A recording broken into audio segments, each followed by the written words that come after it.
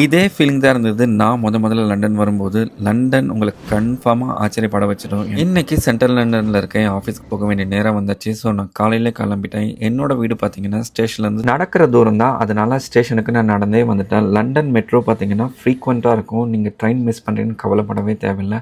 நான் இப்போ வந்திருக்கிறது லிவர்பூல் ஸ்ட்ரீட். இது லண்டனில் இருக்க one of the biggest station. இங்கே இருந்து லோக்கல் யூகே ஃபுல்லாக போகிற ட்ரெயின், சில சமயம் இன்டர்நேஷ்னல் ட்ரெயின்ஸ் கூட இருக்கும். ஸோ இங்கே எப்போவுமே கூட்டம் அதிகமாக தான் இருக்கும். ஸ்டேஷனை விட்டு வந்தாலே லண்டன் வைப்பு தான். அங்கே இருக்க டால் பில்டிங்ஸ், மக்கள் எல்லாம் பரபரப்பாக எங்கேயோ போயிட்டுருக்காங்க. அப்படி எங்கே தான் போகிறாங்கன்னு தெரியாது. எல்லாருமே பரபரப்பாக தான் இருப்பாங்க. 2 மினிட்ஸில் நான் ஆஃபீஸை வந்துட்டேன். வந்த உடனே அங்கேருந்து எல்லாருக்கும் ஒரு வணக்கத்தை போட்டுட்டு நான் லேப்டாப் எடுத்து ஒர்க் ஸ்டார்ட் பண்ணிட்டேன். அப்படியே லஞ்ச் டைம் வந்தாச்சு. லேப்டாப்பை மூடிட்டு என்ன வாங்கலான்னு சொல்லி யோசிச்சுட்டு போயிட்டே இருந்தேன். நிறைய இந்தியன் ஸ்டூடெண்ட்ஸ் இருந்தாங்க. என்னன்னு கேட்டால் இதெல்லாம் யூனிவர்சிட்டி கேம்பஸ், ஸ்டூடெண்ட்ஸ் வந்து போவேன்னு சொன்னாங்க. நான் வாங்கினது கொரியன் தன்பூரி. இது நம்ம ஊர் சாப்பாடு மாதிரி தான் இருக்கும். ரைஸ், சிக்கன் கூட கொஞ்சம் வெஜிடபிள்ஸ், அதுவும் இல்லாமல் இந்த கிம்ச்சி தருவாங்க. ஊறுகாய் மாதிரி இருக்கும். நான் ரெக்கமெண்ட் பண்ணுறேன், நீங்கள் இதுக்கு முன்னாடி ட்ரை பண்ணலன்னா. சாப்பிட்ட மயக்கத்தோட இருந்த வேலையை முடிச்சுட்டு 2-3 வாட்டி காஃபியும் குடிச்சு தூக்கத்தை கலைச்சிட்டு இருந்த வேலையை எப்படியோ முடிச்சுட்டேன். அப்படியே டைம் 5 ஆயிடுச்சு. 5 ஆன பிறகு அங்கேயே டின்னரும் முடிச்சு. இப்போ சம்மருங்கிறதால 8 மணிக்கு தாங்க சன்செட் ஆகுது. அந்த சன்செட் வியூவில் இந்த பில்டிங்ஸ்லாம் ரொம்ப அழகாகவே இருந்தது. நீங்களும் லண்டன் ஈவினிங் பாருங்கள், கன்ஃபார்மாக அமேசிங்காக இருக்கும். அங்கே ஒரு க்யூட்டான ஒரு கஃபே பார்த்தேன். சரி நம்மளும் ஆர்டர் பண்ணணும்னு சொல்லி